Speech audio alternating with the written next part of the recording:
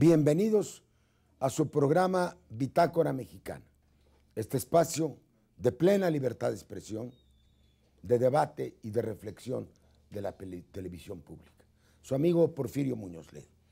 Hoy tenemos un programa redundante, se llama Bitácora Mexicana, porque tenemos en puertas el aniversario 250 emisiones de este programa que han gozado con la atención y el seguimiento de muchos de ustedes, a quienes se los agradezco. Con ese motivo, un grupo de participantes en esta mesa, y están dos a mi lado, vendrá en un momento un tercero, decidieron convocar a un desayuno para discutir. El grupo fue muy numeroso, no había cuerpo diplomático también, compañeros de la Cámara de Diputados, el significado que haya podido tener este programa en el espacio, en el espectro de la televisión mexicana. Yo debo decir unas cuantas palabras. Yo siempre tuve la preocupación y la he tenido por la comunicación. Calculo que el primer artículo que yo publiqué sobre el sistema de radio y televisión en México fue el año 69, lo he reencontrado, es decir, hace 41 años, muy crítico, muy crítico.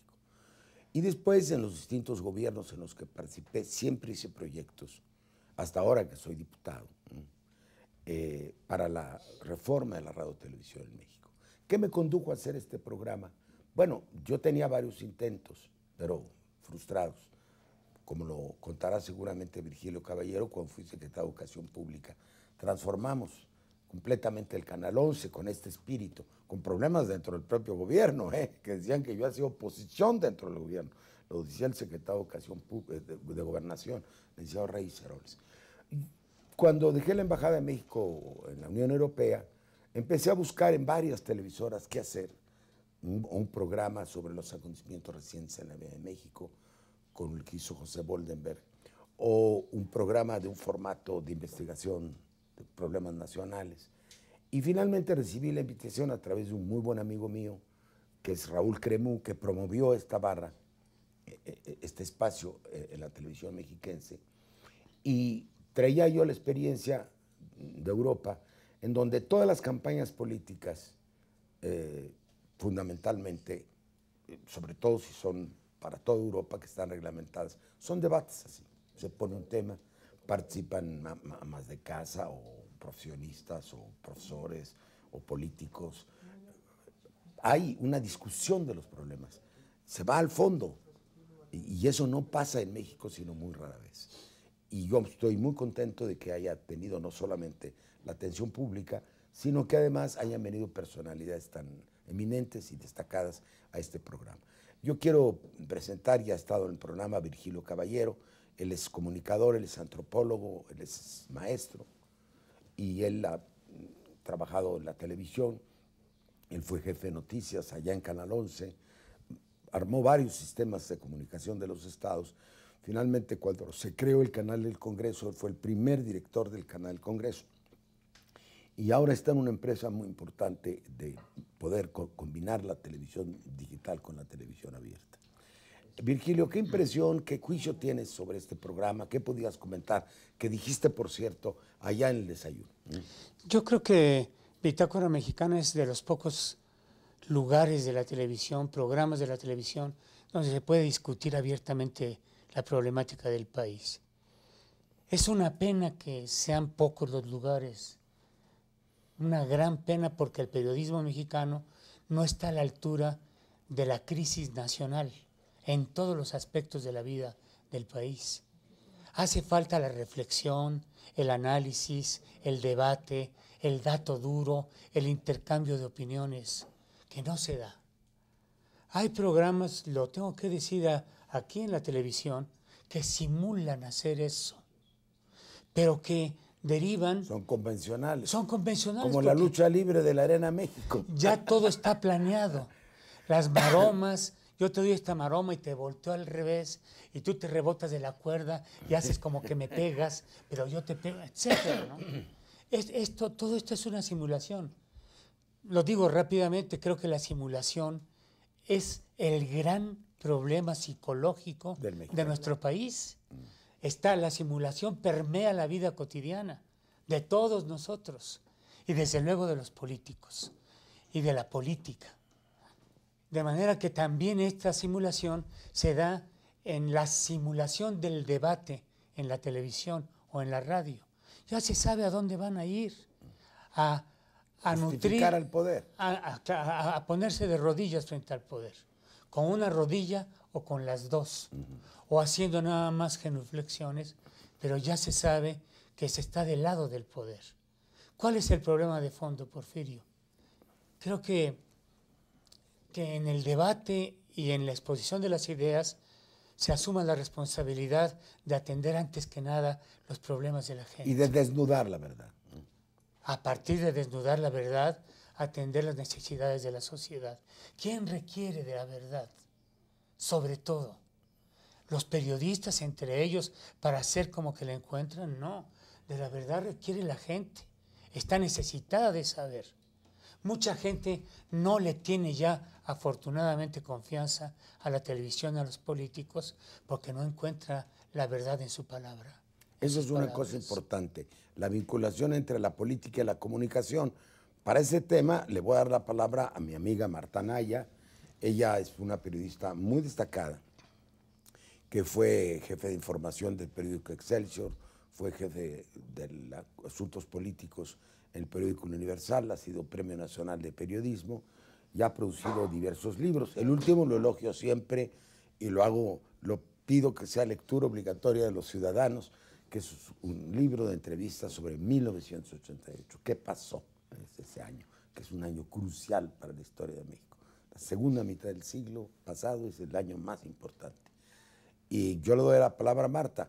Tú, refiriéndote muy gentilmente a mi biografía y al trato que hemos tenido, tú como periodista y yo en la vida pública como político, y lo que destaqué de tu intervención en mi artículo, si hablé de las intervenciones que hubo en el desayuno, fue ese vínculo entre comunicación y política. Quisiera explayarte sobre él. Mira, me gustaría empezar por esto. Yo creo que en un tiempo la gente realmente se preocupaba de la educación, de la familia, de los hijos particularmente, en las escuelas, en las aulas. Pero dimos un paso grandísimo donde la televisión ocupó el gran espacio educativo, entre hasta en comillas. medio de la sala y en las casas pequeñas, en el comedor. Por supuesto, y quisiera situar eso porque me parece que es fundamental. Sí, ¿no? son los 50. Ahora, la televisión es la que educa, entre comillas, a nuestra población. Y ahora en Internet también. Sí, pero no le voy a hacer, digamos, a darle tanto espacio porque muy poca gente tiene acceso todavía a Internet. O sea, la preponderancia es la televisión. Y pronto será en y Internet. Y a partir de ahí, poco. dice que se educa. Pero, ¿qué pasa en la televisión? ¿Qué nos muestra en términos políticos la televisión actual? Pues nos muestra una decadencia, una simulación, como bien decía Virgilio, de lo que acontece. Omite, no reflexiona, te da spots, te manipula imágenes. Aquella famosa frase de que una imagen vale por 1000 palabras es la gran falsedad de la televisión que tenemos actualmente. Y entonces, de repente, necesitas, como bien decías, espacios donde puedas encontrar porque la imagen gente se manipula. mucho más confiable. Pero ¿a dónde voy con esto aparte? Entre la vinculación de política y periodismo. Curiosamente, son muy pocos los periodistas que tienen un espacio así fuerte e interesante dentro de las televisiones. Y si lo llegan a tener, de repente sientes que ya son atrapados, cooptados. Pero también ocurre en la prensa escrita. Por supuesto, pero tiene menos impacto. Dije, pero también iba a hablar en la prensa. televisión porque es más impactante, es donde más se nota, ¿no? Pero incluso hay periodistas que tú los ves en televisión y son de una manera, ese mismo periodista es de otra manera en radio y es de una tercera manera. No. Yo estoy pensando en el más famoso tal vez de todos. Bueno, sí puede haber instrucciones. Su noticiero en televisión, ¿no? Y es una cosa, es la voz del amo.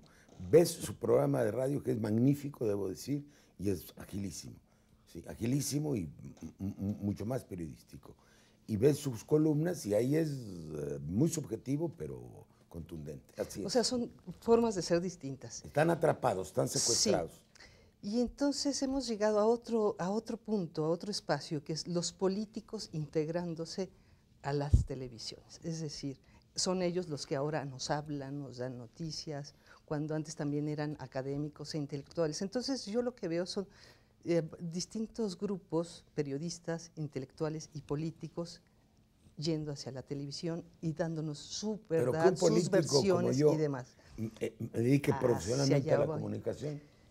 ¿Cualquier político vale la pena hablando en la televisión? Yo digo que no. Además, normalmente le cambias de canal cuando tú dices, ya sé, un político hablando. No es tu caso, y lo digo no porque estés aquí, lo he dicho siempre. La gente que yo me encuentro en la calle me dice, estoy viendo a Porfirio, o te vi con Porfirio, o tal. Porque hay una personalidad, una manera de ser. La respetabilidad, la creencia, la veracidad, se la gana un político, un periodista, un intelectual, con su manera de ser, con su trayectoria, con lo que dice. Tú tienes una trayectoria, tú tienes, ahora sí que luchas tras luchas detrás de ti, y pues se podrá estar de acuerdo contigo o no, pero vas y dices tu verdad. Creo que lo que se valora en ti y en tus programas es tu autenticidad. Tengas o no razón, se comparta o no lo que tú digas. Y creo que eso es lo válido, lo que vale la pena, encontrar gente que de verdad sientas que está diciendo lo que realmente cree, piensa y aquello por lo que lucha. La veracidad a la que se refiere Virgilio. Vamos a otro bloque. Muchas gracias.